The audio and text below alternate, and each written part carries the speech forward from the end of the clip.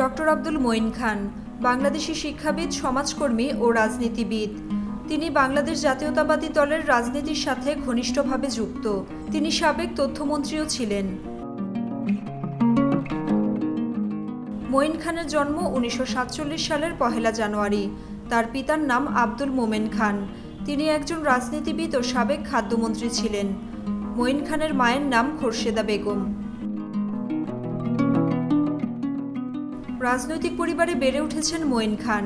বাবার হাত ধরেই তিনি রাজনীতি শুরু করেন।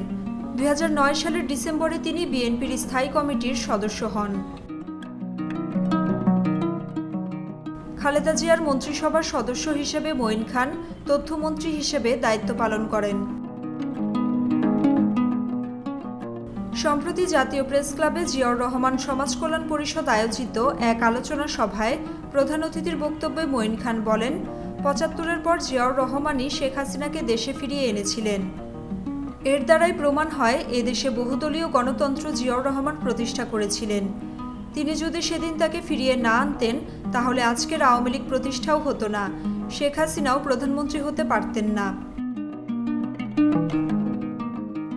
উন্নয়নের জোয়ারে সরকার দেশকে নয়, গণতন্ত্রকে এদেশ থেকে ভাসিয়ে দিচ্ছে বলে মন্তব্য করে মঈন খান বলেন, এদেশের মানুষ অবশ্যই গণতন্ত্র পুনরায় ফিরিয়ে আনবে। সরকার দাবি করে তারা নাকি দেশকে উন্নয়নের জোয়ারে ভাসিয়ে দিচ্ছে। কোন উন্নয়ন? যে উন্নয়নে গণতন্ত্র ভেসে যাচ্ছে, এটাই হচ্ছে আসল এবং সত্যি কথা।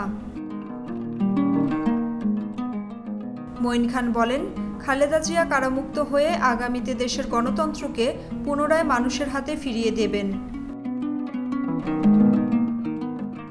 বিএনপির আন্দোলন নিয়ে তিনি বলেন, আমরা রাজপথে আছি এবং খালেদা জিয়াকে মুক্ত করে এদেশের মানুষকে গণতান্ত্রিকভাবে নিরপেক্ষ নির্বাচনের মাধ্যমে যতক্ষণ না একটি গণতান্ত্রিক দেশ ফিরিয়ে দিতে পারব ততক্ষণ আমরা রাজপথ ছাড়ছি না।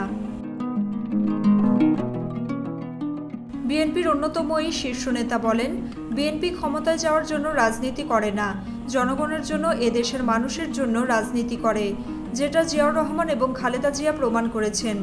এজন্যই বিএনপির মূল মন্ত্র ব্যক্তির চেয়ে দল বড়, দলের চেয়ে দেশ বড়। সভাপতি এম হিরানুদ্দিন খোকনের পরিচালনায় আলোচনা সভায় আরও বক্তব্য রাখেন বিএনপি চেয়ারপারসনের উপদেষ্টা ও ঢাকা মহানগর দক্ষিণ বিএনপি আহ্বায়ক আব্দুস সামাদ, বিএনপি চেয়ারপারসনের উপদেষ্টা মণ্ডলীর সদস্য অধ্যাপক ডক্টর মামুন আহমেদ, জাতীয় নির্বাহী কমিটির সদস্য নিপুণ রায় চৌধুরী সহ আরও অনেকে।